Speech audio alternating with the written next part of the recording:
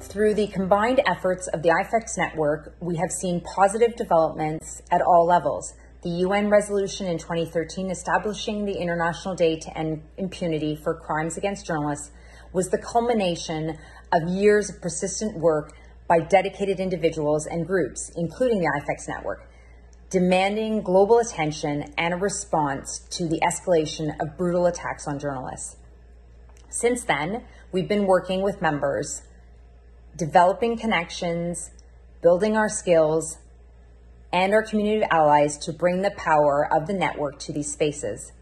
As a result, we've seen global and regional bodies respond to the calls of free expression advocates by establishing standards meant to guide states and commit them to prevent, protect, and prosecute crimes against journalists, and effectively address the issue of impunity.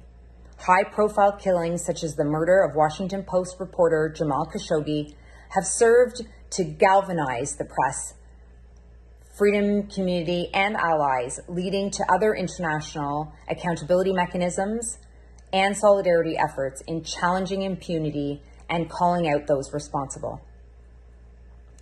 Not all cases have global attention like Jamal Khashoggi, but eifeks members make it their work to remain fixed and engaged in individual cases, and as a result, have achieved justice or significant progress in a number of cases of impunity. We've seen the truth finally coming to light in the 2004 killing of Gambian journalist Deidre Haidara, as well as reparations for his family. A landmark ruling was made by the Inter-American Court of Human Rights that found the government of Colombia culpable in the 1998 murder of Nelson Carvajal. A historic decision was made by the Inter-American Commission to take to the court the case of the brutal attack that nearly took the life of investigative journalist Ginette Bedoya Lima.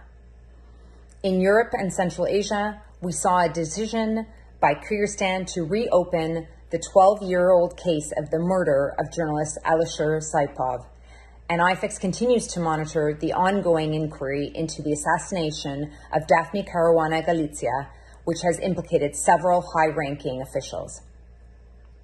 These are just a few examples, but they inspire and give us hope that we can make progress on the issue. Recently, UNESCO Director General released the 2020 report on the safety of journalists and danger of impunity, which noted some positive developments. According to UNESCO, 2019 saw the lowest number of killings in the last decade, and the overall rate of impunity declined slightly from previous years.